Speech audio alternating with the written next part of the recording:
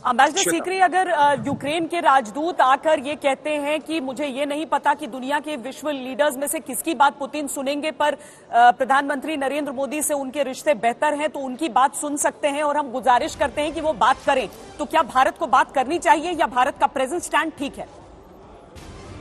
भारत का स्टैंड अभी तक तो फिलहाल बिल्कुल ठीक है। आज ही शाम को कहते हैं कि प्रधानमंत्री नरेंद्र मोदी जी एक मीटिंग कायम की है जिसमें सारे वरिष्ठ अधिकारी आएंगे, उसमें डिस्कशन होगी और जरूर उसके बाद ये डिस्कशन जरूर होगी कि अब क्या करना चाहिए। फिलहाल जो है अमेरिका ने अभी हाथ धो लिए हैं, उन्हें कहा हम किसी को नहीं भेजेंगे, हम लड़ाई में शामिल नहीं होंगे। नेटो भी लगता है बिल्कुल हेल्पलेस है, वो भी अपने ट्रूप्स, फ्रांस, जर्मनी, कोई भी देश अपने ट्रूप्स को भेजना नहीं चाह रहे हैं और लगता है कि जो प्रेशर पड़ रहा है उक्रेन के सरकार पे, इस वक्त वही सरकार बदलेगी और उसी सरकार के बदलने के बाद, क्योंकि हमें ये भी याद रखना चाहिए कि ये सारी प्रॉब्लम्स जो है 2014 में शुरू हुई थी, तब प्रेसिडेंट यानुकोविच थे जो प्रो रशियन थे और उनके बाद जो उक्रेनियन में रेवोल्यूशन हुआ उसके बाद वो दूसरे आए, तब से ये प्रॉब्लम शुरू हुई है। तब से ये मिन्स्क एग्रीमेंट भी हुआ था कि नेटो की ट्रूप्स यहाँ नहीं आएंगे और नेटो के मेंबर नहीं बनेंगे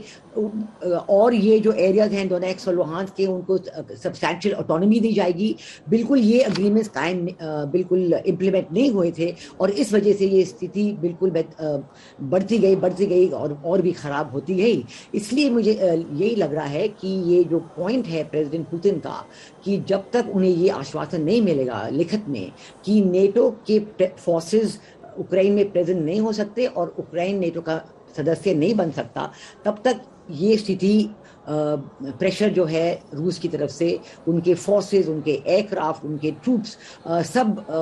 वहीं के वहीं रहेंगे। और जो सुनने में आया, क्योंकि देखा है कि अमेरिका में पॉपुलर ओपिनियन बिल्कुल नहीं है उक्रेन के फेवर में। 55% कहते हैं बिल्कुल कोई हालत में अमेरिका को वहां पे कुछ दखल अंदाजी नहीं करनी चाहिए। सिर्फ 13% है जो कहते हैं कि कुछ हो सकता है शायद अमेरिका की तरफ से, और बाकी जो बीच में लोग हैं उनको कोई इंटरेस्ट ही नहीं है। वो कहते हैं हमारे कोई सिक्योरिटी इंटरेस्ट थ्रेटन्ड ही नहीं है उक्रेन में। तो हमने ये देखा है, अगर प्रेसिडेंट बाइडेन ने ये सोचा होगा कि वो बातें कर रहे थे, प्रेशर डाल रहे थे, वर्बल प्रेशर डाल रहे थे रूस पे और इसका कुछ असर होगा और इससे उनकी पॉपुलैरिटी रेटिंग्स अमेरिका में बढ़ेंगी, ये बात बिल्कुल ही उल्टी पड़ गई है उनपे और उन्होंने साफ कह दिया है कि हम अपने ट्रूप्स नहीं भेजेंगे, हम इंटरवीन नहीं करेंगे। तो इससे वो प्रेसिडेंट ज़ेलेंस्की भी बहुत, यूक्रेन के प्रेसिडेंट ज़ेलेंस्की भी बहुत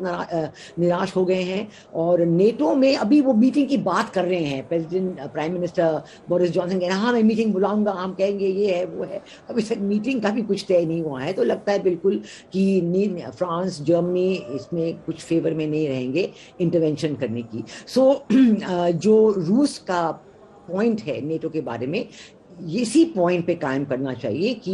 ये जो उन्होंने बहुत पॉइंट जोरों से, उनको आश्वासन पहले मिल चुका है, रूस के लीडर्स को आश्वासन मिल चुका है कि नहीं होगा और वो आश्वासन तो तोड़े गए, उस पर कोई ध्यान नहीं दे रहा है और जो प्रेसिडेंट पुतिन की तरफ से हो रहा है उस पर वो कह रहे हैं। तो मेरा ख्याल है कि हमारी भी भारत की राय बिल्कुल ये है कि the situation should not get worse, ये सिचुएशन और ख़राब बिल्कुल नहीं होनी चाहिए, बातचीत शुरू होनी चाहिए इमीडिएटली। और ये जो फॉर्मेट है, नॉर्मैंडी फॉर्मेट जो है जिसमें फ्रांस, जर्मनी, रशिया, उक्रेन है, बिल्कुल इसी के ज़रिए बात कीजिए और इसको हल कीजिए और ये सारे जो हॉस्टिलिटी है इनको बंद कराइए और फिर जो टॉक्स हैं वो कंटिन्यू कर सकते हैं। यही एक मौका है, यही एक रास्ता है, इसके अलावा कुछ हो ही नहीं सकता। और शायद यूक्रेन ने अपने दोस्त भी सही नहीं चुने थे, वरना वही पाकिस्तान जिसे T-80 टैंक्स इसी यूक्रेन ने दिए थे, उसके प्रधानमंत्री हमले वाले दिन मॉस्को में जाकर इमरान खान ये कहते हैं what an exciting day to be in Moscow, कितना रोमांचक दिन है मॉस्को आने के लिए। तो सीधी सी बात है कि आज की तारीख में अगर यूक्रेन की तरफ से ये अपेक्षाएं भी की जा रही हैं तो लगता नहीं कि कोई देश उस हिसाब से, सैन्य हिसाब से उसके साथ इस समय खड़ा होगा, जब संगठन ही, जब चाहे यूनाइटेड नेशंस हो जहां से सन्नाटा है, चाहे नेटो हो जहां से कह दिया गया कि भाई जो हमारे सदस्य हैं वहां तक आप मत आगे आइए। यूक्रेन और रूस के बीच जो ये पूरा मामला चल रहा है वो यूक्रेन और रूस के बीच ही रहेगा, इतना समझ आ रहा है। लेकिन किस तरीके से और कब तक, क्योंकि जनरल भाटिया जो तस्वीरें हम देख रहे हैं राजधानी कीव पर हवाई हमले की, अगर हम तस्वीरें देख रहे हैं, यानी आपका एयर डिफेंस सिस्टम काम नहीं कर रहा है, आपके पास वो विमान है ही नहीं उस संख्या में कि आप उस तरह से मुकाबला कर सकें।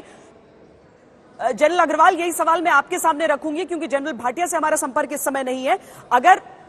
इस तरह की स्थिति हो चुकी है तो अब तो जैसे कि कुछ देर पहले यूक्रेन के एम्बेसडर कह रहे थे भारत में कि ये 1 घंटे 2 घंटे या 1 दिन में क्या हो जाए पता नहीं, वही वाले हालात हो गए हैं। देखिए श्वेता जी, ऐसा है, मैंने जो कहा एक पूरी मिलिट्री एसिमेट्री हो गई है। यूक्रेन और रशिया के फोर्सेस में कोई मुकाबला है नहीं, और अगर यूक्रेन को बाहरी सपोर्ट, नेटो से कोई सपोर्ट नहीं मिलेगी, जिसकी पूरी आशंका है, कोई मिलने की उम्मीद नहीं है, तो इस स्थिति में नेटो ये यूक्रेन कितनी देर ठहर सकता है? 2 दिन, 3 दिन? अगर या अगले 2 या 3 दिन में कोई डिप्लोमेटिक ब्रेक थ्रू नहीं होता, जिसकी भी आशंका कम है, तो ये जो रशियन फोर्सेस हैं जिन्होंने 3 साइड से जो एंट्री ली है, 3 साइड से अटैक किया है, ईस्टर्न जो डॉनबैस एरिया है वो तो है ही है, बेलारूस नॉर्थ से और साउथ से, ओडिशा से 3 डायरेक्शनल मल्टी डायरेक्शनल अटैक हो रहा है। और एक रिपोर्ट के मुताबिक, मुझे पता नहीं ठीक है या नहीं है, कि प्रेसिडेंट जेलेंस्की जो है यूक्रेन के, वो यूक्रेन छोड़ के म्यूनिक पहुंच गए। तो अगर जो कंट्री का टॉप लीडर ही वहां चला जाए तो उस देश में जो सेना का मनोबल, उसके सिटीजन्स का, उसके नागरिकों का मनोबल कितना रहेगा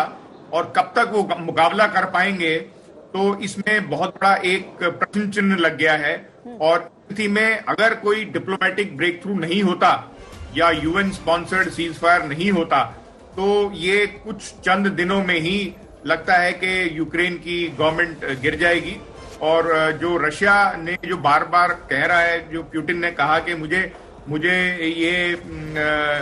नाजी मुक्त यूक्रेन चाहिए, तो नाजी मुक्त यूक्रेन से उनकी मंशा बिल्कुल साफ हो जाती है कि वो पूरे यूक्रेन पे अपना जो है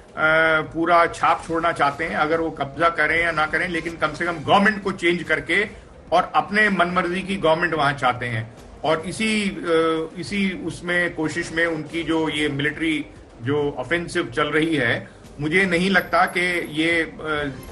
ज्यादा दिनों का काम है। ये 2-3 दिन में या तो कोई डिप्लोमेटिक ब्रेक थ्रू होए, यूएन सिक्योरिटी काउंसिल लेड कोई ब्रेक थ्रू होए, या फिर जो है यूक्रेन की गवर्नमेंट लगता है कि उसको बदल ही जाएगी।